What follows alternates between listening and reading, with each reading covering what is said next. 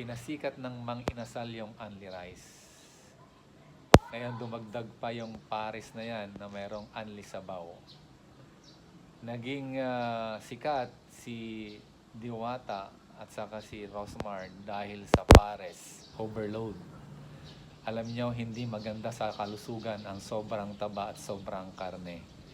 Maraming nagkakasakit ng stroke, cancer, kidney failure at iba pang mga sakit dahil sa pagkain ng sobrang karne. Alam niyo kung mayroong only rice, mayroong only sabaw, at kung ano pang mga only na foods na yan, nakakalungkot, yung ating buhay ay hindi only. Kaya kung kayo ay nawiwili sa pagkain ng mga matatabang pagkain na yan, panahon na para iwasan, galaw-galaw, para mapahaba man lang yung iisa nating buhay.